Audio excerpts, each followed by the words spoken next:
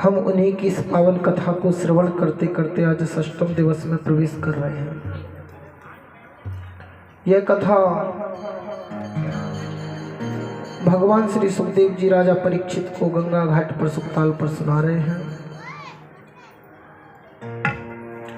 और धीरे धीरे यह कथा विश्राम दिवस की तरफ प्रवेश कर रही है। आज के बाद केवल कल भर हमें कथा मिलेगी और कल ही भागवत जी की विदाई भी हो जाएगी। हम सभी भक्त मिलकर सजल नेत्रों से भागवत जी को कल विदा भी करना है। आप बड़े अच्छे श्रोता हैं।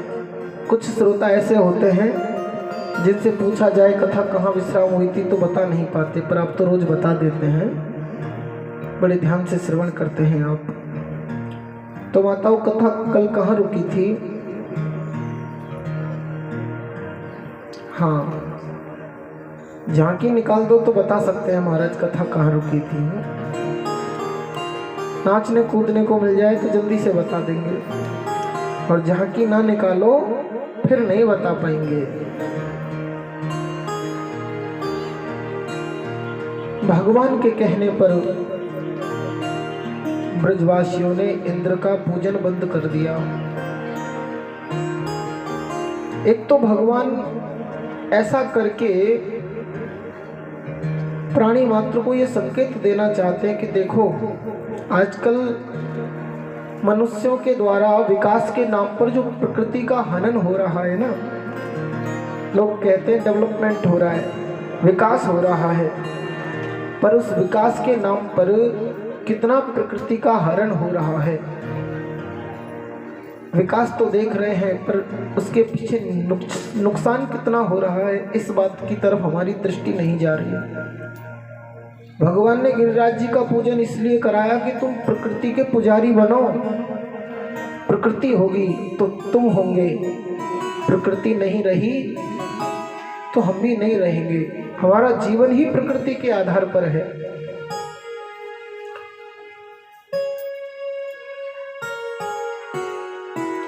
आजकल महाराज कितनी मिसाइलें बनाई जा रही हैं, कितनी बड़ी बड़ी बिल्डिंग खड़ी करी जा रही हैं। कल ही एक न्यूज देख रहा था महाराज, अमेरिका में जंगल का तो नाम याद नहीं है, पर इतनी तेजी से उस जंगल को काटा जा रहा है, रोज लगभग 2 किलोमीटर जंगल वहां गायब हो रहा है। वृक्षों को काट काट कर जगह को खाली किया जा रहा है। आज तो जो है हम सोच रहे होंगे कि बड़ा बढ़िया है, खाली जगह होगी, फैक्ट्री लग जाएगी, लेकिन जब जंगल नहीं रहेंगे, जब वृक्ष नहीं रहेंगे। कोरोना में देखा ना आपने, वृक्षों की कमी हो गई तो ऑक्सीजन की भी कमी हो गई, और लोगों को ऑक्सीजन ढूंढे से नहीं मिली, महाराज ऊपर ही पहुंच गए। उनके घर वालों ने क्या किया? क्या कुछ नहीं किया ऑक्सीजन ढूंढने के लिए, पर वृक्षों की तरफ शुरू से ध्यान देते हम तो फिर हमें उस समस्या का सामना नहीं करना पड़ता। जी रहा है मिसाइलों के साहे में आदमी, चाहता है तोड़ लाना नभ के तारे आदमी। ये गिरेगा कुएं में, यहाँ गिरेगा खाई में, क्योंकि चल रहा है बिन सोचे विचारे आदमी। है पैमाना हिम्मत मापने का दोस्तों, हार जाए जंग लेकिन दिल ना हारे आदमी। विकास तो करें हम, पर उस विकास के नाम पर कहीं हमारी इंसानियत तो नहीं मिट गई, कहीं हमारी संस्कृति तो नहीं मिट गई। विज्ञान विकास कर रहा है, बहुत अच्छी बात है, पर हमें प्रयत्नशील रहना चाहिए कि उस विज्ञान के विकास में थोड़ा धर्म का संपट हो जाए तो विज्ञान भी धर्मयुक्त हो जाए, तो फिर विज्ञान भी हमारे लिए सुखद हो जाएगा। वरना आज का विज्ञान महाराज सिवाय बर्बादी के और कुछ नहीं है। ऊपर से विकास दिख रहा है, पर उसके भीतर जो खोखलापन बनता जा रहा है ना, वहां हमारी दृष्टि नहीं जा रही।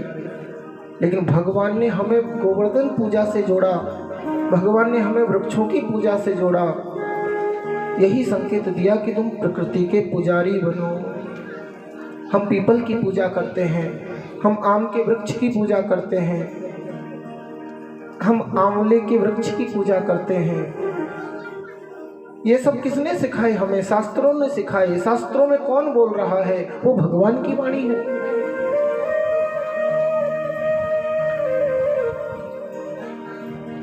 और आप देख लीजिए, अमरनाथ में, बद्रीनाथ में 9 देवी जिन्हें नव दुर्गा कहा जाता है, वो भी तो पहाड़ों में ही बसी हुई हैं। चामुंडा मैया, चंडिका मैया, ज्वाला मैया, नारायणी मैया, दांत मैया, जितनी भी देवी हैं, जितने भी देव हैं, ज्यादातर पहाड़ों में विराजमान हैं। तो ये पर्वत जो है, हम देवताओं के रहने के स्थान बने, हमारे देवताओं के रहने के स्थान पर्वत बने। तो देवता जहां रहते हैं उस स्थान को क्या कहा जाता है? जोर से बोलो तो मंदिर कहा जाता है ना। गर्भ में बैठे गोविंद ही भगवान है, लेकिन गर्भ में भगवान की जो सेवा होती है वही सेवा बाहर मंदिर की भी होती है। मंदिर को गंदा रखो, झाड़ू पोछा बिल्कुल ना लगाओ, और गर्भ की बहुत सफाई रखो, तो बोलो मंदिर में कोई घुसेगा? पहले तो चौखट को ही प्रणाम किया जाता ना। वहां जब अच्छी सफाई होगी तभी तो मन का आकर्षण होगा, तभी तो भीतर जाने का मन करेगा। तो हम पर्वतों को सुरक्षित रखें। पर्वत होंगे तो वृक्ष होंगे, वृक्ष होंगे तो जल होगा, जल होगा जी तभी तो अन्न होगा, जल होगा तभी अन्न होगा। और मैं तो अपनी आंखों देखी बात कहूं, बचपन में ननिहाल में हमारा लालन पालन हुआ महाराज। घर के पीछे नदी बहती थी, खूब नहाने का सौभाग्य मिलता। आज वो नदी बिल्कुल सूखी हुई है, जल की कमी हो गई। और हमारे खेतों पर जो कुआं था, उस कुआं पर, एक ही कुआं पर 5-5 इंजन रखे हुए थे। पांचों इंजन को दिन भर चलाया जाए तो भी कुएं का जल समाप्त नहीं होता था। लेकिन आज वह स्थिति ये आ गई, कुआं में झांक के देखो तो महाराज बिल्कुल कुआं सूखा पड़ा हुआ है। ये पिछले 7 साल से ऐसा हुआ है, और 7 साल से वहां कोई खेती नहीं हो रही। वहां जो लोग रहते थे छोड़ छोड़ के महाराज शहरों में जा बसे कि शहरों में कुछ काम होगा तो वहां काम करेंगे तो कुछ खाएंगे तो सही। अब गांव में किसके ऊपर रहें? गांव का व्यक्ति खेती करता है, अब जल बचा नहीं तो अन्न कहां से हो? तो पर्वत होंगे तो वृक्ष होंगे, वृक्ष होंगी तो वर्षा होगी, वर्षा होगी तभी जल होगा, जल होगा तभी तो अन्न होगा। और जहां अन्न है वहीं तो जीवन है, अन्न नहीं तो जीवन भी नहीं। इसलिए भगवान ने प्रकृति का पुजारी जो है गोवर्धन जी की पूजा से जोड़कर हमें बनाया। इंद्र के पास सूचना पहुंची, दिवाली का जो पूजन है वो अमावस्या के दिन किया जाता है, दूसरे दिन प्रतिपदा तिथि आती है, गोवर्धन पूजा किया जाता है दूसरे दिन। अब तो द्वितीया तिथि आ गई जी, आज भी पूजन नहीं हुआ।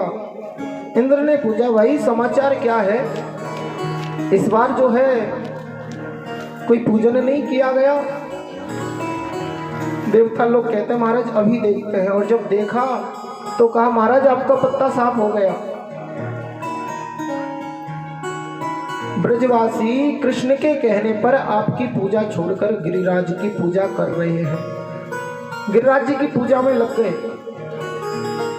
जो देखा महाराज गिरिराज जी की पूजा में लग गए, एकदम इंद्र क्रोध में भर गया। वास्तव में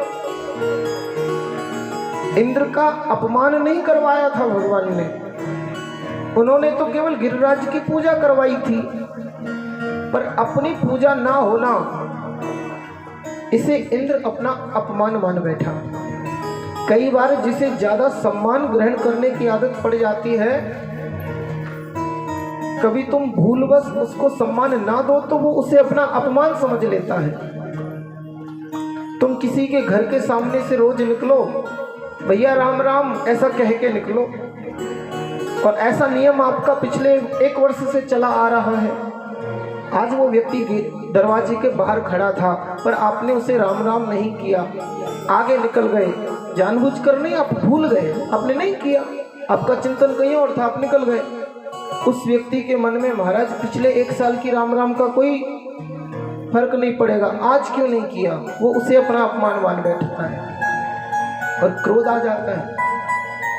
और जिसका स्वभाव क्रोध का होता है, अंत में उसकी बुद्धि नष्ट हो जाती है महाराज। क्रोधात् भवति सम्मोह, सम्मोहात् स्मृति विभ्रमः, स्मृति भ्रंशात् बुद्धिर्नाशो, और बुद्धिर्नाशात् प्रणश्यति। जिसमें बुद्धि है ही नहीं, ऐसा व्यक्ति तो पतन, ऐसे व्यक्ति का तो पतन पहले ही हो चुका है। जिसमें बुद्धि नहीं है वो क्या कर सकता है जीवन में। तो जो क्रोध करता है उसकी बुद्धि में सम्मोहन हो जाता है। जिसकी बुद्धि में सम्मोहन हो गया, ये सम्मोहन क्या है, ये एक माया का रूप है। बुद्धि जो है माया से ग्रसित हो जाती है। जब बुद्धि में माया का प्रभाव आता, बुद्धि भ्रष्ट हो जाती है। और जिसकी बुद्धि भ्रष्ट हो गई उसका तो सब कुछ भ्रष्ट हो गया। बुद्धि से ही तो व्यक्ति जी रहा है, बुद्धि ही समाप्त हो गई तो लोग पागल कहेंगे फिर उससे। इंद्र पागल हो गया महाराज। बुलाया सामवर्तक मेघों को, भयंकर महाराज गर्जना के साथ सामवर्तक मेघ आए, डुबा दो सारे ब्रज को। इतना बरसो कि इन ब्रजवासियों ने मेरा अपमान किया है, बचने को ठौर नहीं मिलनी चाहिए इनको। इतना जल बरसा महाराज। छोटे छोटे ग्वाल, छोटी छोटी गोपी, बड़े बड़े ग्वाल, गोपी, गैया, बछड़े सब इधर उधर रमाते हुए भाग रहे हैं, कहीं किसी को जगह नहीं मिली।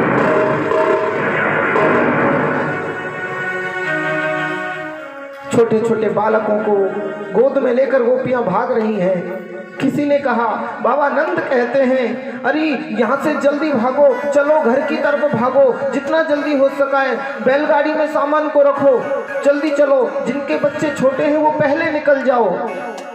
बाबा नंद जो है सबको जल्दी जल्दी बैलगाड़ी में बिठाने लगे। पर धन्य है ब्रजवासी, इनको भगवान के चरणों को छोड़कर दूसरी अन्य कोई भी जगह सुरक्षा की दृष्टि से ठीक नहीं लगती। भगवान के चरण ही हमारी सुरक्षा कर सकते हैं, यही सबसे बढ़िया जगह है। बाबा नंद कहते हैं घर चलो, छुप जाओ। ब्रजवासियों की दृष्टि में छुपने के लिए सबसे अच्छी जगह श्री कृष्ण के चरण ही है। सारे ब्रजवासी कृष्ण के चरण के इर्द गिर्द खड़े हो गए। गोविंदम शरणम ययु, हे गोविंद हम आपकी शरण में हैं।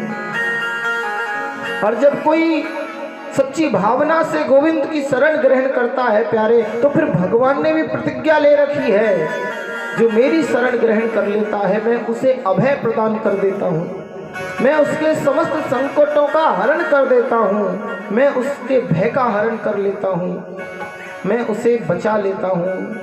भगवान जो है देखे इतने तन्मय भाव से, इतने अनन्य भाव से ब्रजवासी कहीं और नहीं गए, जबकि मेरी शरण में आए हैं तो मुझे इनकी रक्षा अवश्य करनी चाहिए। भाई भगवान तैयार हो गए एकदम ब्रजवासियों की रक्षा करने के लिए। घबराओ मतो ब्रजवासियों, जिन गिरिराज जी की हमने पूजा करी है वही हमारे देवता हमारी रक्षा भी करेंगे। चलो गिरिराज महाराज की शरण में। और सारे ब्रजवासी महाराज पुनः गिरिराज जी की शरण में पहुंच पड़े।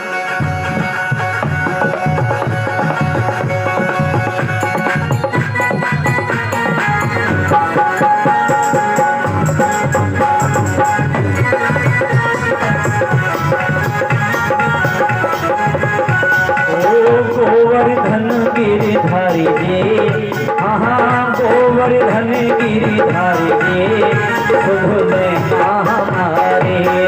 गोवर्धन गिरिधारी रे, शुभ लेना हमारे। हाँ गोवर्धन गिरिधारी रे, शुभ लेना हमारे।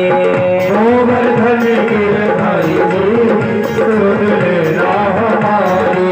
लेना हमारी सुख लेना हमारी, लेना हमारी सुख लेना हमारी, लेना हमारी, सुध लेना हमारी, गोवर्धन गिरधारी जी सुध लेना हमारी, गोवर्धन गिरधारी जी सुध लेना हमारी। गिरिराज महाराज की भगवान के साथ मिलकर ब्रजवासी जो है गिरिराज जी से प्रार्थना कर रहे हैं।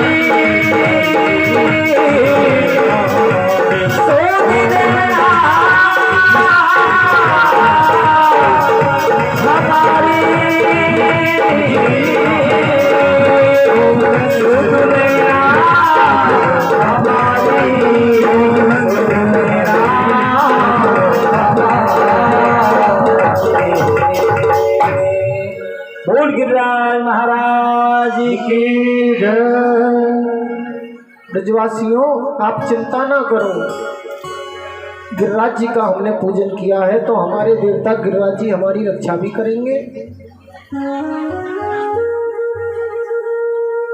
कहकर महाराज आओ सभी गिरिराज जी से प्रार्थना करते हैं। भव्य प्रार्थना हुई गिरिराज जी से, सबने आंख बंद कर ली और भगवान धीरे से झुके, बायां हाथ जो है गिरिराज जी की तलहटी में लगाया और एकदम से महाराज अपने हाथ पर भगवान ने गिरिराज जी को धारण कर लिया। बोल गिरिराज धरण की जय। गिरिराज जी को उठा लिया भगवान ने। सबकी आंखें देखती की देखती रह गई। महाराज इतने भारी भरकम गिरिराज जी जो है या कन्हैया ने उठा लिए। हर कोई जो है भगवान की सहायता कर रहा है। सबने अपनी अपनी लाठी लगा ली महाराज। किसी ने कंधा लगा लिया, कोई जो है सिर का सहारा लगाकर खड़ा हो गया। भगवान कहते हैं ब्रजवासियों देखो गिरिराज जी की कृपा का कितना बढ़िया छत्र बन गया है। आप बिल्कुल भी मत घबराना, आ जाओ सब गिरिराज जी की शरण में। और सारे महाराज ब्रजवासी गऊ बछड़े जितने भी थे सब गिरिराज जी के नीचे आके खड़े हो गए। अंधाधुंध जल बरस रहा है। भगवान ने सुदर्शन चक्र को आज्ञा दी इतना ताप बरसाओ, इतनी अग्नि बरसाओ कि जल बरसे तो सही लेकिन पृथ्वी गीली ना हो पाए, साथ के साथ जल सूख ही जाए। अगस्त जी को बुलाया। खारा समुद्र आप पी गए थे, कहा प्यास नहीं बुझी, पानी अच्छा नहीं था लेकिन ये पानी तो मीठा है। अगस्त जी को बुलाया, आप जल पीते रहो। भगवान ने जो है देखो भगवान जब सुरक्षा की व्यवस्था करते हैं तो वो व्यवस्था बढ़िया होती है। संसार वासियों की व्यवस्था का कोई भरोसा नहीं है, कब टूट जाए, कब वचन देके तुम्हें पीछे हट जाएं। पर भगवान जब हमारी सुरक्षा करते हैं तो बढ़िया ही करते हैं। हमारे गुरुदेव भगवान बड़ी सुंदर बात कहते हैं। देखो गिरिराज जी तो यहाँ भगवान ने ही उठा रखा है लेकिन सहारा जो है प्रत्येक ब्रजवासी अपनी लठिया का लगा रहे हैं। इसका मतलब क्या है? कार्य तो कोई एक ही करता है प्यारे, पर सहयोग की लाठी थोड़ी थोड़ी सबको लगानी चाहिए। कोई गौ रक्षा करता है, कोई संस्कृति की रक्षा करता है, कोई संत ब्राह्मणों की रक्षा करता है, कोई शास्त्रों की रक्षा करता है। तो थोड़ा थोड़ा सहयोग हमें भी लाठी के रूप में करना चाहिए। ये एक सहयोग का भाव है। गिरिराज जी को तो भगवान ने उठाया है पर थोड़ा थोड़ा सहयोग सब कर रहे हैं। अगर हम सहयोग ना भी करें तो कम से कम उनकी टांग तो ना खींचें जो सहयोग कर रहे हैं। हम तो कुछ करते नहीं महाराज, और जो कर रहा है उनकी टांग खींचते हैं, उनके कान भड़काते हैं। भागवत जी का ऐसा श्राप लगेगा प्यारे कि जीवन में कभी भोगते नहीं बनेगा। इसलिए अनर्गल बातें नहीं करनी चाहिए। तुम्हें जो करना है करो, पर जो धर्म में आगे बढ़ रहा है, जो प्रभु कृपा से परोपकार कर रहा है, सेवा कर रहा है, उसके कभी कान नहीं भरने चाहिए। ब्रजवासियों ने जो है भगवान का बड़ा सहयोग किया, लाठी लगा ली। 7 दिन भगवान को गिरिराज जी उठाए हुए हो गए। कुछ लोग इस बात पर विश्वास नहीं करते जी इतना बड़ा गिरिराज पर्वत कैसे उठाया जा सकता है। 7 वर्ष का बालक इतना गिरिराज कैसे उठा सकता है। एक बात कहें, ये 7 वर्ष का बालक नहीं है, ये बाप है महाराज सबका। कृष्ण परमात्मा है, साक्षात भगवान है। और एक बात कहें, भगवान पर्वत उठा सकते हैं, इस बात में शंका क्यों करते हो भैया? जब भगवान के भक्त हनुमान जी पर्वत उठा सकते हैं तो क्या भगवान नहीं उठा सकते?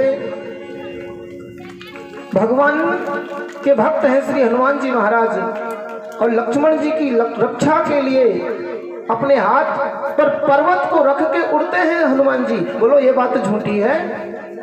और हनुमान जी के हाथ में है पर्वत, और उन्हीं हनुमान जी को भरत जी ने अपने बाण पर बिठाकर लंका पहुंचा दिया। कहो ये बात झूठी है? जब भरत जी कर सकते हैं, जब हनुमान जी कर सकते हैं, तो कृष्ण तो साक्षात परमात्मा है प्यारे, क्या वो नहीं कर सकते? और ज्यादा पीछे की बात छोड़ो जी, कलयुग की ही बात मैं बताऊं आपको।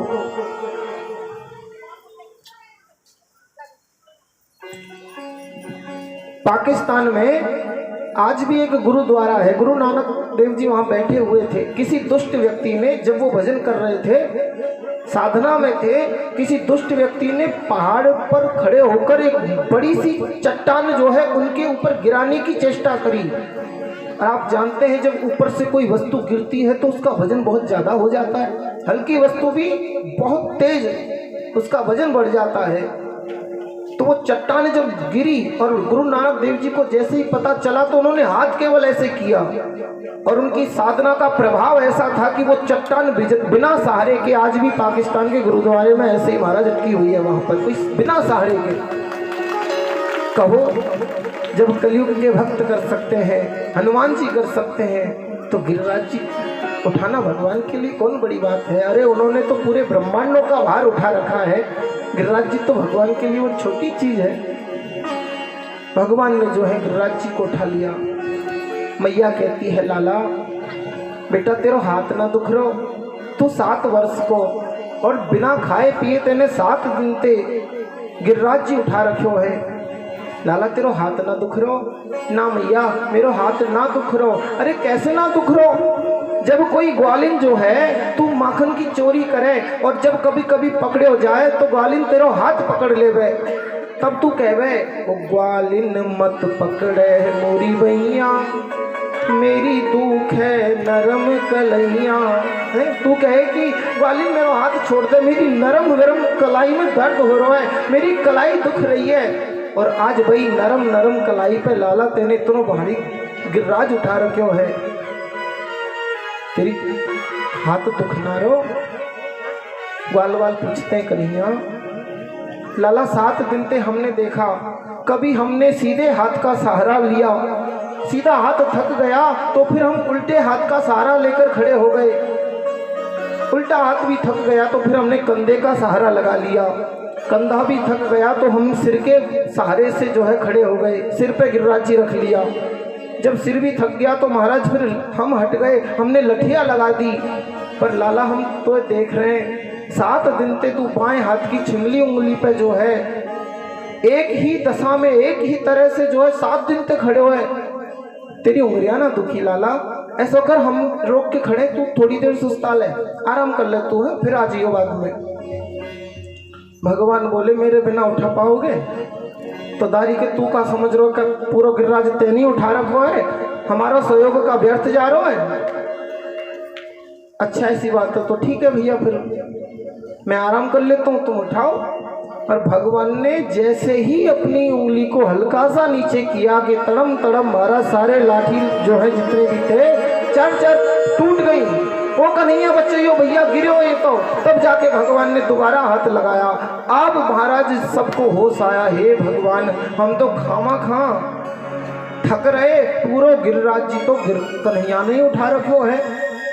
बड़े बड़े जो बूढ़े बूढ़े गोप थे ना वो कहते हैं ए नंद सांची सांची बताई तेरो ही छोरा है कि कहीं से लेके आए हो जाए। भैया हो ये तो मेरो ही बालक है, तुम शंका क्यों कर रहे हो। बोले हमने वो देखे हैं, हमारे खानदान में आज तक ऐसा पहलवान कोई हुए ना है। तो ये 7 वर्ष को बालक यानी पहले पूतना मारी, यानी अगासुर बकासुर धेनुकासुर प्रलंबासुर तृणावर्त ना जाने कितने दैत्य मारे, और अब यानी गिरिराज उठा लियो। हमें लगा ही भगवान है तेरो छोरा, कोई साधारण बालक नहीं है। बाबा नंद कहते हैं भैया ये भगवान भगवान कछु ना है। बाबा नंद ने कहा जब या को नामकरण संस्कार है रो तब गर्गाचार्य जी ने मोया के बारे में एक बात बताई कि देवतान की विशेष कृपा ते तुम जो नारायण भगवान की पूजा करो ना, तो नारायण भगवान की विशेष कृपा ते तुम्हारे घर में ये छोरा उत्पन्न हुयो है। तुम्हारी पूजा का पूरा पूरा प्रभाव तुम्हारे छोरा को प्राप्त हो है, इसलिए तुम बड़े भाव से पूजा करियो। भैया ये भगवान भगवान कछु ना है। मैं जो नारायण की पूजा करूँ ना वो ऐसा लगे कि वो पूजा को सीधो सीधो प्रभाव मेरे छोरा पे पड़ रहा है, या हमारे यहाँ में ताकत ज़्यादा आ गई। अच्छा अच्छा तो तेरी पूजा को प्रभाव है ये। ब्रजवासी बात को मान गए। इतना बादल बरसा। कन्हैया सच बता तू भगवान है। अरे भैया काय को मोए भगवान बना रहे हो। अरे जब तू भगवान है ना है तो फिर तेने ये गिरिराज जी इतना 7 दिन ते कैसे उठा रखे हो है। तुरंत भगवान कहते हैं देखो भैया, या में मेरो कोई श्रेय ना है, या बात को श्रेय तुम मोह मत दो, या बात को सीधो श्रेय तो तुम्हें जाए, हमें जाए कैसे? कि देखो मैया मोय माखन खवावे, कि हाँ खवावे, और राधा रानी की कृपा जो है मेरे ऊपर विशेष है कि बिल्कुल सारी गोपियां मोय खूब आशीर्वाद दें कि हाँ दें, तो गोपियन के आशीर्वाद को प्रभाव है और माख मैया के द्वारा खवाए गए माखन को प्रभाव है। और गिरिराज जी ने वो एक मंत्र बता रखो है, बा मंत्र में पढ़ लूं तो मैं जाए देखूं बाकी सबरी ताकत मुंह में आ जाए। तुमने ये कही ना कि मैंने इतने इतने राक्षस मार दिए, गिरिराज जी के वह मंत्र को पाठ करके जैसे ही मैं राक्षस को देखूं, राक्षस की सारी ताकत मुंह में आ जाए, राक्षस कमजोर पड़ जाए, सोई मैं राक्षस से मार दूं। मनसुका तुरंत कहते दारी के तवई समझू मैं कि कमजोर कमजोर सो कैसे महसूस कर रहा हूँ, सबरी ताकत तो तैनी ले ली मेरी, फिर हम कहते गिरिराज उठा पाते। और भगवान ने सारा श्रेय महाराज पूरे ब्रजवासियों को दे दिया। भगवान अपने पास कुछ नहीं रखते, संसार तुम्हारे लिए कुछ करेगा तो चाहेगा तुम उसके गीत गाओ, पर भगवान तुम्हारे लिए इतना करते हैं महाराज, बदले में कभी नहीं कहते कि मैंने तुम्हारे लिए इतना किया तब उसका जो है तुम बदले में मेरे लिए कुछ करो। कछु माखन को बल बड़ो, कछु देवन करी सहाय, श्री राधा जू की कृपा ते मैंने गिरवर लियो उठाए। किशोरी जी की कृपा रही, देवताओं का आशीर्वाद रहा, आप लोगों का सहारा रहा, इसलिए गिरिराज जी उठ गए। और जो इंद्र को पता चला महाराज 7 दिन बिना रोके हुए धारा प्रवाह जल बरसता रहा, फिर भी ब्रजवासियों का कुछ नहीं बिगड़ा। अब पता चला इंद्र को कि कृष्ण तो भगवान है। तुरंत ऐरावत हाथी पर बैठकर स्वर्ग से आया, और ब्रज में जो इंद्रौली गांव है ना, किस किसने सुना है? किसी ने नहीं सुना। कामवन के पास है इंद्रौली गांव। कामवन कहाँ है? जो कामा है ना, राजस्थान में पड़ता है कामा, वही कामवन है महाराज, उसी के पास इंद्रौली गांव है। तो इंद्रौली गांव में स्वर्ग से उतरा इंद्र, और इंद्रौली गांव से गिरिराज जी तक साष्टांग दंडवत करता हुआ जो है भगवान की शरण में पहुंचा है। हे प्रभु गलती हो गई, क्षमा कर दो। आगे जो है कामधेनु मैया को किया, कामधेनु गैया को आगे किया। क्यों? क्योंकि भगवान ब्राह्मण संत और गाय के जो हैं विशेष प्रेमी हैं, इन्हें देखते ही भगवान प्रसन्न हो जाते हैं। सोचा गाय को आगे कर दूंगा, यदि क्रोध आ भी रहा होगा तो गैया मैया को देखते ही भगवान का क्रोध शांत हो जाएगा, इसलिए गैया को आगे किया। साष्टांग प्रणाम करता हुआ गोविंद की शरण में गया, क्षमा याचना करी। विशुद्ध सत्वम तब धाम शांतम, माया मयोयम गुण संप्रवाहो। हे प्रभु, आप साक्षात विशुद्ध सत्वमय तत्व हो, आप पर तमोगुण रजोगुण और सत्वगुण का कोई प्रभाव नहीं पड़ता। आप सृष्टि के माता हो, आप सृष्टि के पिता हो, आप सबके गुरु हो गोविंद। आज गैया मैया ने और इंद्र ने मिलकर भगवान का नाम गोविंद रख दिया। गोविंद नाम जो है गिरिराज जी की कथा से ही भगवान का नाम गोविंद पड़ा है, पहले गोविंद नाम नहीं था। हे प्रभु, मुझसे बहुत बड़ी गलती हो गई, क्षमा करो। भगवान ने कहा तुम्हारे ही इसी गलती से मुझे 7 दिन मेरे ब्रजवासियों का संग प्राप्त हुआ है। जिन किशोरी जी से मिलने के लिए मुझे कभी बरसाना जाना पड़ता था, गिरिराज जी में किशोरी जी को ढूंढना पड़ता था, वो किशोरी जी 7 दिन वामंग में मेरे पास खड़ी रही। ये तुम्हारी कारण हुआ है, इसलिए मैंने तुम्हें क्षमा कर दिया। भगवान ने जो है खूब खूब आशीर्वाद देकर इंद्र को वापस भेज दिया। ब्रजवासियों की भगवान ने रक्षा कर ली। ब्रजवासियों ने देखा था जब भगवान गिरिराज प्रकट हुए थे 4 भुजा के रूप में और खूब ब्रजवासियों के भोग को आरोग रहे थे, तब बड़े ध्यान से गोपियों ने देखा, ब्रजवासियों ने देखा कि यह गिरिराज की शकल तो हमारे कन्हैया ते कछु कछु मिल रही है। और यही कारण रहा महाराज कि गिरिराज जी से एक ही दृष्टि में संपूर्ण ब्रजवासियों को प्रेम हो गया। बादल तो खूब बरसे थे पर भगवान ने सबकी रक्षा कर दी। हे बादल बरस बरस गए हार, इतना महाराज, पर ब्रजवासियों का कुछ ना बिगड़ पाया। आइए थोड़ा जो है गिरिराज जी से प्रार्थना करते हैं कि हम पर भी कृपा हो।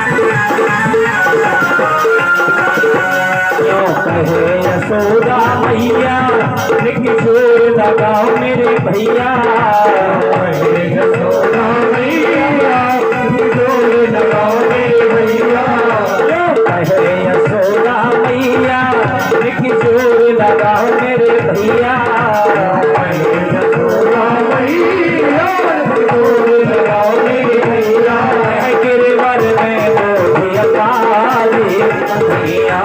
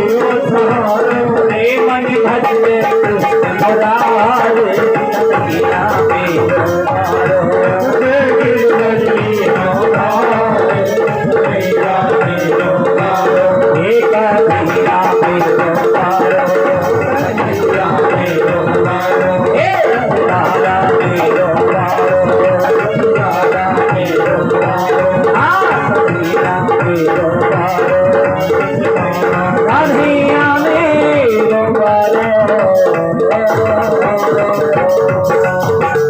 और गिरिराज महाराज की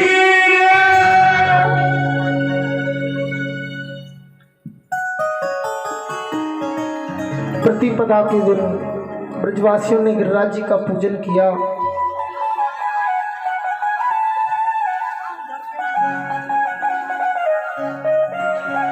द्वादशी द्वितीया के दिन जो है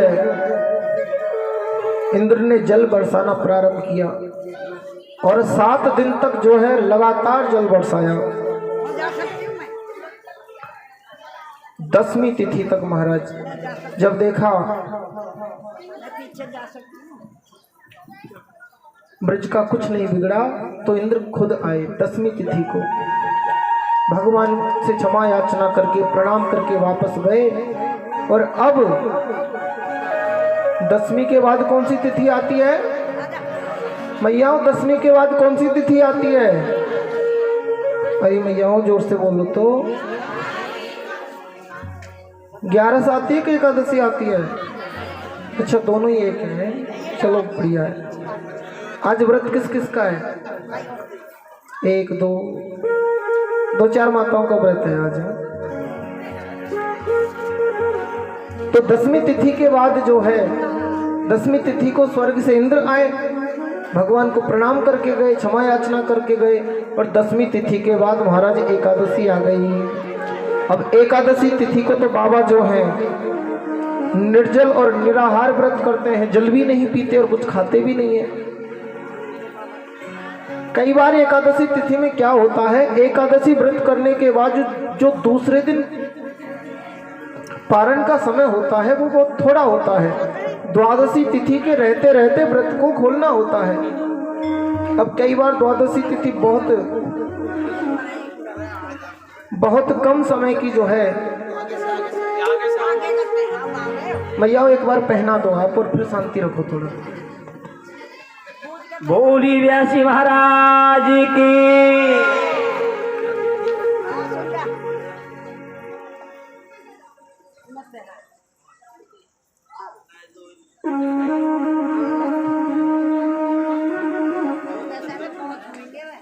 आराम से बिल्कुल मौन होके बात करो, जो करना बिल्कुल धीरे धीरे करो।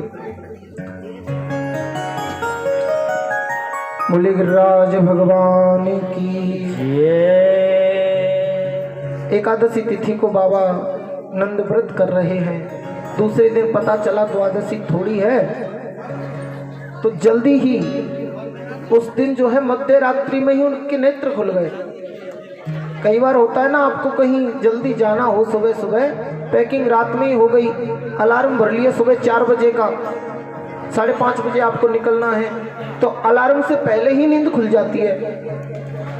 तो बाबा ने सोचा जल्दी उठेंगे कल, तो उसी चिंता में सोए थे महाराज, तो आधी रात में ही नींद खुल गई और बाबा को लगा ब्रह्म मुहूर्त हो गया, भोर हो गई, चलो यमुना जी में जाके स्नान किया जाए। 1-2 ग्वालों को साथ लिया, यमुना जी में स्नान करने पहुंच गए। यमुना जी में जैसे ही प्रवेश किया, अर्धरात्रि थी सज्जनों। अर्धरात्रि में नदियों में स्नान नहीं करना चाहिए, क्योंकि वो जो समय होता है जल के देवता महाराज वरुण का विश्राम का समय होता है, उस समय उनके विश्राम में खलल पड़ती है, इसलिए अर्धरात्रि में जाना नहीं चाहिए। लेकिन नंद बाबा गलती से चले गए। अब तो जो वरुण जी के जो सेवक हैं, 2-4 सेवक आए महाराज, और जैसे ही बाबा नंद ने जल में डुबकी लगाई तो पकड़कर उनको सीधे वरुण लोक में लेके चले गए। अरे कौन हो भैया, क्यों पकड़ के ले जा रहे हो? अरे छोड़ो भाई छोड़ो, तुम अर्धरात्रि में जल में स्नान कर रहे हो, महाराज के सामने तुम्हें प्रस्तुत किया जाएगा, दंड मिलेगा। सीधे वरुण लोक लेके चले गए। और जो देखा महाराज, जो ग्वाल बाल साथ में गए थे, बहुत देर हो गई, नंदराय जी अभी बाहर नहीं आए हैं, तो वो तो घबरा गए, कहीं डूब तो नहीं गए। दौड़कर वापस आए, ओ कन्हैया भैया कन्हैया, ओ तेरा बाबा जो है यमुना जी में स्नान करवे गयो, हमारे सामने ही वाले जल में प्रवेश करो, पर वो भी निकले ना है। अब भगवान भी घबरा गए, महाराज क्या हो गया, बाबा जो है यमुना जी में चले गए। यशोदा मैया भी घबरा गई। कन्हैया, अरे जइयो लाला ने देखियो तेरा बाबा कहाँ है। बलराम जी भी भागे महाराज। उतने में वरुण लोग पहुंच चुके थे बाबा, और जैसे ही वरुण देवता ने देखा,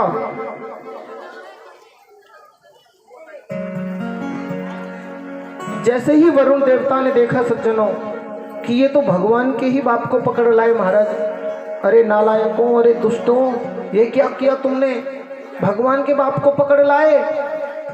अरे भगवान पर, भगवान के जनों पर हमारी कोई ज्यादा नहीं चलती है। हम तो उनको लेते हैं महाराज जो नियम के विरुद्ध कार्य करते हैं। इनसे तो गलती से हुआ है। दूसरा, ये भगवान के पिता हैं। भगवान की सामर्थ्य ऐसी है कि हल्की सी भ्रुकुटी टेढ़ी कर दे तो प्रलय हो जाए। अगर उन्होंने वरुण लोक में आके हल्का सा भी क्रोध कर दिया ना महाराज, तो वरुण लोक भरा हुआ है जल से, पर यहाँ पे भी सूखा पड़ जाएगा।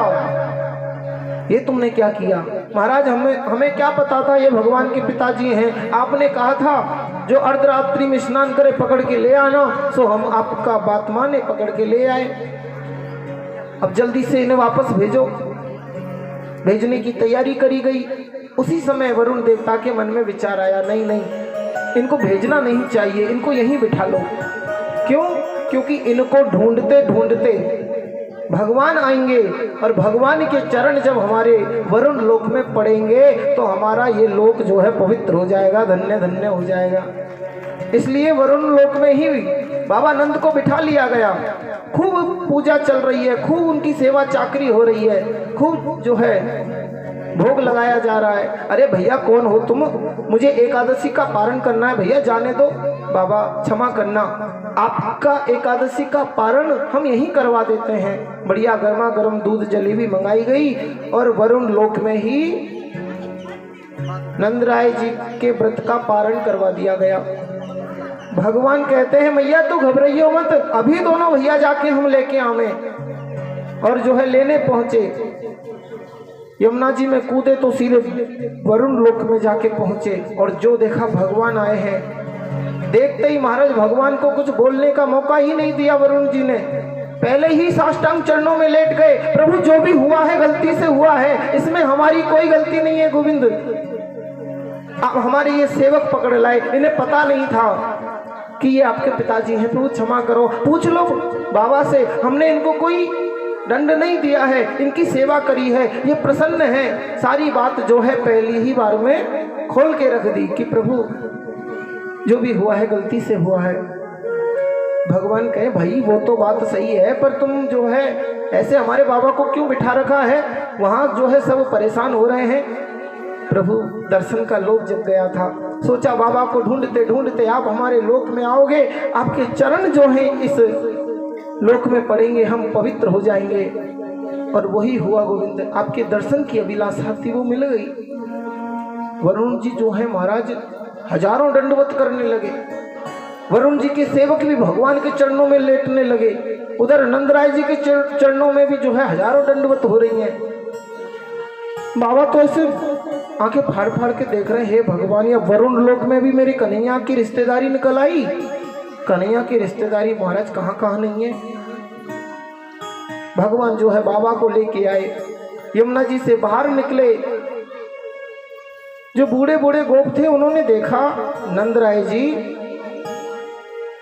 जल में से निकल रहे हो कि आसमान से टपक रहे हो। कहा मतलब, बोले जल में से जो निकलता है वो तो गीला होके निकलता है, तुम तो सूखे के सूखे मालूम चल रहे हो। ऐसे दिव्य वस्त्र जो है वरुण जी ने पहनाए थे महाराज, जो जल में भीगते नहीं थे, जल में श्वास लेने में कोई दिक्कत नहीं होती थी। बाबा कहते हैं भैया मोए कछु ना पतो, जो पूछनो या कन्हैया ते पूछो। आज तो महुए जो है यहाँ पे संदेह हो रहा है कि जरूर ये कोई साधारण नहीं है, कोई देवता है, कोई महापुरुष है जो मेरे घर में प्रकट भयो है। बाबा को छोड़ा और ब्रजवासियों ने आज कन्हैया का हाथ पकड़ लिया। कन्हैया आज तो भैया सांची सांची बतानी पड़ेगी, सच बता, तेने 6 महीना के पूतना तेने मार दी, 1 वर्ष का जब तू हुयो तो तेने तृणावर्त मार दियो, संतासुर मार्यो, ना जाने कितने कितने दैत्य आए, बड़े बड़े दैत्य, तू सबन को उद्धार कर तो चले गयो और अपनी चिकनी चुपड़ी बातल में हमें घुमाते हुए चले गयो। पर आज जो है हम दृढ़ता से पूछ रहे हैं, साची साची बता कन्हैया, का तू भगवान है? अरे लाला, अरे भैया कहाँ मैं भगवान, जबरदस्ती में भगवान बना रहे हो? ए कन्हैया, आज जो है हमें उल्लू मत बनाइयो, सच सच बता तू कौन है? ब्रजवासियों ने महाराज भगवान को गिरा लिया, पीछे ऐसे हाथ मोड़ लिया, 2-4 मनसुखा श्रीदामा आदि जो थे भगवान पे बैठ गए। दारी के जल्दी बता, भगवान ने नहीं कूट कूट के हालत खराब कर देंगे। ये ऐसे ब्रजवासी हैं प्यारे जो भगवान को कूट पीट के पूछते हैं कि बता तू भगवान है? ये प्रेम है महाराज, भगवान ने जो है इतना अधिकार ब्रजवासियों को दे रखा है कि भगवान की कुटाई कर देते हैं ब्रजवासी और फिर पूछते हैं कि का तू भगवान है? भैया ये बताओ कि तुम पूछ क्यों रहे हो? अगर मैं भगवान हो तो तुम कहा करोगे हमें तेरे भगवान होने ते को मतलब ना है, बनो रहे तू भगवान। हम तो बस इतना चाहमे कि अगर तू भगवान है तो भगवान तो बैकुंठ में रह में, तो हमें थोड़ा अपना बैकुंठ दिखा दे, हमारी बैकुंठ देखने की इच्छा है। देखो मैं भगवान हूँ चाहे ना हूँ, बातें छोड़ो, रही बैकुंठ देखने की बात, सो मैं दिखा दूंगा तुम्हें। बैकुंठ देखना है कि हाँ जी देखना है? अच्छा किस किस को देखना है बैकुंठ? हाथ खड़ा करो तो, जिस जिसको बैकुंठ देखना है हाथ खड़ा करो। वृंदावन में एक ब्रह्म कुंड है, उसमें जाके कूद जाओ सारे के सारे, बैकुंठ दिख जाएगा। सत्य बात है महाराज, भगवान ने कहा ये ब्रह्म कुंड है, इसमें कूदो बैकुंठ दिखेगा। और भगवान की बात तुरंत मान ली ब्रजवासियों ने महाराज, एक एक करके सारे के सारे ब्रजवासी ब्रह्म कुंड में कूद गए और जहां ब्रह्म कुंड में कूदेगी सीधे बैकुंठ में जाके निकले। और जो बैकुंठ की चकाचौंध को उन ब्रजवासियों ने जाके देखा महाराज, वो मणि स्तंभ, वो 4-4 हाथ वाले जो भगवान का स्वरूप है चतुर्भुज, क्योंकि भगवान का तो नियम है ना, जब अपने भक्त को वो मुक्ति प्रदान करते हैं तो अपना सा ही स्वरूप प्रदान कर देते हैं। भगवान कमल नयन है, भगवान चतुर्भुज है, शंख चक्र गदा पद्म हाथ में रखते हैं, तो बिल्कुल ऐसा का ऐसा स्वरूप जो है भगवान वैकुंठ में अपने भक्तों को भी दे देते हैं। तो ब्रजवासियों ने देखा महाराज यहाँ तो सभी 4-4 हाथ वाले घूम रहे। वाह भैया, ऐसो ऐश्वर्य, ऐसो रौनक ब्रज को, बैकुंठ को अभी तक तो सुने ही हो भैया, आज पहली बार बैकुंठ को ऐश्वर्य देखने को मिल रहा है। पर यहाँ हमारा कन्हैया ना दिख रहा, हमारा कन्हैया कहाँ है? तब एक ग्वाला कहता है भैया वो देखो जो शेष नाग पे बैठे हुए ना, बाकी सकल जो है थोड़ी थोड़ी हमारी कन्हैया पे मिल रही है, जरूर वही हमारा कन्हैया है। और वहीं से आवाज लगाने लगे, ओ भैया कन्हैया देख हम भी आ गए तेरे बैकुंठ में। और दौड़कर महाराज संकर्षण भगवान के पास, शेषनाग के पास जो है ब्रजवासी जाने लगे तो तुरंत भगवान के पार्षदों ने रोक दिया। है क्या हल्ला मचा रहे हो यहाँ? मौनम आस्तम, यहाँ जो है हल्ला नहीं मचाया जाता, यहाँ मौन रहकर दर्शन किया जाता है। ये सीमा है, इससे आगे नहीं जा सकते तुम। और जो भी सेवा पूजा करनी है, जो भी आरती धूप बत्ती करनी है, वो यहीं खड़े होके करो, यहाँ से आगे जाने की आज्ञा नहीं है। इतने में ही बालकों ने देखा, अरे भैया वो कौन है? जाको मुंह तो हाथी जैसो है और शरीर जो है मनुष्य जैसो है, वो गणेश जी थे महाराज। तो वो कौन है महाराज? यहाँ तो पहले तो 4-4 हाथन वाले दिख रहे, अब तो यहाँ 4-4 मोह वाले दिख रहे। 4-4 मोह, ये कौन है? तो वो भगवान पंचानन भूत भावन भोलेनाथ थे जो नारायण भगवान की स्तुति कर रहे थे। भैया ये 4 मुख वालों कौन है? तो वो ब्रह्मा जी थे महाराज, जो वेदों से जो है नारायण भगवान की स्तुति कर रहे थे। ऐसे विचित्रता जो बैकुंठ में देखी, लेकिन कन्हैया से मिलने नहीं दिया गया उन ब्रजवासियों को, तो ब्रजवासी थोड़े दुखी हो गए। भैया कन्हैया का ऐश्वर्य तो अद्भुत है, कन्हैया का वैभव तो अद्भुत है, बैकुंठ की रौनक तो अद्भुत है। कन्हैया जो है बड़ा ठाठ बाट से रह रहे हो यहाँ, हमारे कन्हैया को घर बहुत अच्छा है। पर वृंदावन में जो कन्हैया को घर है, वहाँ तो महाराज हम जब चाहें तब घुस जाएं, कन्हैया के घर में तो हमें कछु मांग के खावे की जरूरत ना पड़े, बातें छीन के हम खा ले में। और यहाँ तो महाराज मिलने के भी लाले पड़ गए, यहाँ तो हम कन्हैया से बातों ना कर सकें। तो बैकुंठ को कन्हैया हमारो कछु काम को ना है, हमारो तो वृंदावन को कन्हैया बहुत बढ़िया है। और प्रार्थना करी ठाकुर जी से, हे गोविंद, हे प्यारे, हे कृष्ण, हमें ना चाहिए तेरो ये बैकुंठ लाला, हमें तो वृंदावन ही बुला ले। और जैसी प्रार्थना करी महाराज, तो जहाँ कूदे थे ब्रह्म कुंड में, वहीं से उछल कर वापस वृंदावन की धरती पर पहुंच गए। भगवान जो है हाथ में मुरली ले रखे हैं, मंद मंद मुस्कुरा रहे हैं। लाला कैसो लगे बैकुंठ? कन्हैया एक बात कहे, बुरो मत मानियो, बैकुंठ तो तेरा बहुत अच्छो है, बहुत प्यारो बैकुंठ है, अद्भुत ऐश्वर्य है। पर लाला यहाँ हम तो एक घोड़ा बना ले में, तो पे बैठ जाएं, तेरे संग खेलें कूदें कबड्डी खेलें, तू हमारे हाथन से छीन के खा जावे, कभी हम तेरे हाथन से छीन के खा ले में। पर वहाँ तो तेरे जो सेवक है वो हमें मिलने ही नहीं दिए तोते। एक बात कहे का ना, हमें क्षमा कर दीजिए, हमें क्षमा कर दीजिए लाला, जो तोए छोड़ के हमने तेरो बैकुंठ देखना चाहो, हमने तेरो प्यार छोड़ दियो का ना, तेरो ऐश्वर्य देखना चाहो। हे गोविंद,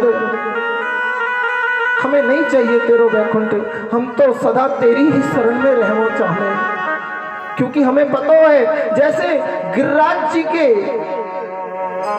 पूजा के समय इंद्र को आयो कष्ट, माने बा कष्ट ते तुम नहीं हमें उबारे हो, जितने भी कष्ट आए हम तेरी शरण में आए। और वो कष्ट जो है महाराज ऐसे हवा में उड़ गए, पता ही नहीं चली। हम दीन दुखी, हम अकिंचन, जब जब तेरी शरण में आए हैं हमने आनंद पायो है, हमने सुख पायो है। दुख कायते कह में आज तक हमें पतो नहीं चलो, पर बैकुंठ में वह दुख को आवास होयो कन्हैया, तेरो विरह हमें सतायो। पहली बार जब ते जन्म लियो है बैकुंठ जाकर, पहली बार लगे कि हम कन्हैया से दूर रह गए। लाला हमें बैकुंठ नहीं चाहिए, हमें तो वृंदावन में तेरी शरणागति चाहिए। और ब्रजवासी भगवान से प्रार्थना करते हैं कि तारोगे तो तर लेंगे, छोड़ोगे तो बैठे हैं, तारोगे तो तर लेंगे, छोड़ोगे तो बैठे हैं। दरबार से अब उठकर हरगिज नहीं जाना है, जब तक तुम्हारे ही अधमों का ठिकाना है। अब नहीं जाएंगे गोविंद, दोबारा बैकुंठ देखने की इच्छा नहीं करेंगे।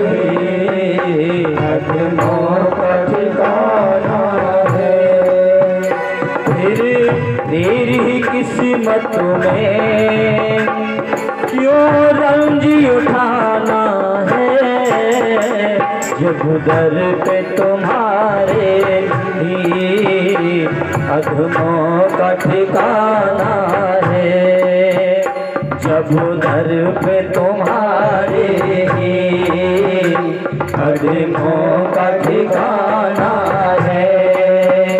फिर मेरी ही किस्मत में क्यों रंजी उठाना है, जब दर पे तुम्हारे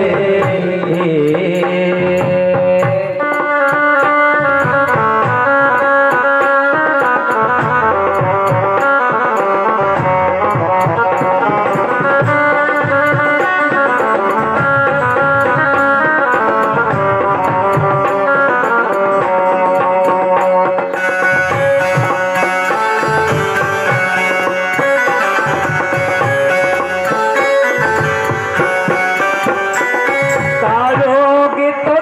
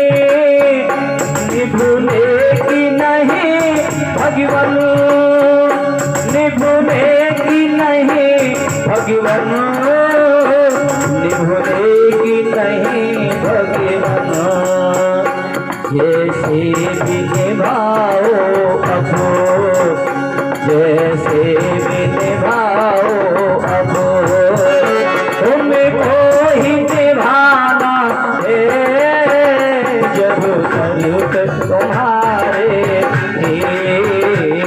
अधरों का ठिकाना है। फिर मेरी किस्मत में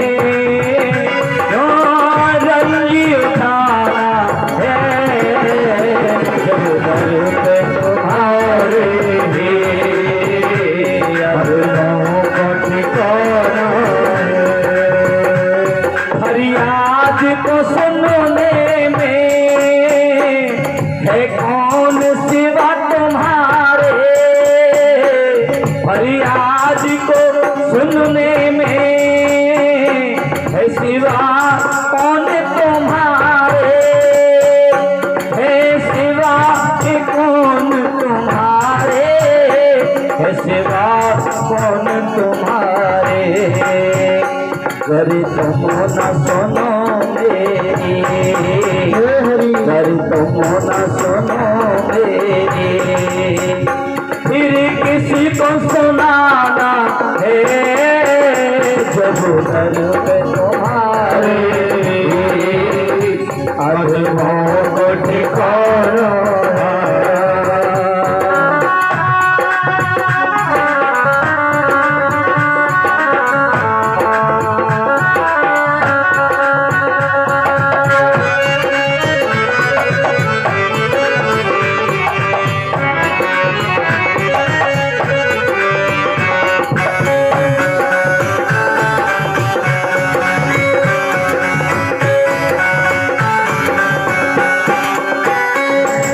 बिंदु की सपनों में है ख्वाहिश इस दिल की, बिंदु की सपनों में है ख्वाहिश इस दिल की, है ख्वाहिश इस दिल की, है ख्वाहिश इस दिल की। जरिया तो है आँखों की, जरिया तो है आँखों की, आंसू का बहाना है जब तुम्हारे अधरों का ठिकाना है, जब तुम्हारे अधरों का ठिकाना है। मेरी किस्मत में जो रंजी उठाना है जब दर्द तुम्हारे अधरों का ठिकाना है, जब दर्द तुम्हारे या बेदारे पर तुम्हारे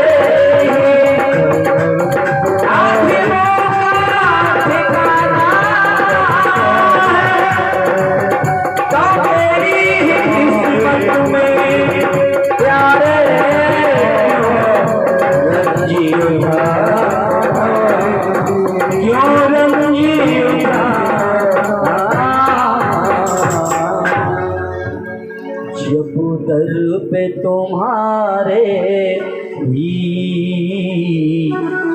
अधमों का ठिकाना है।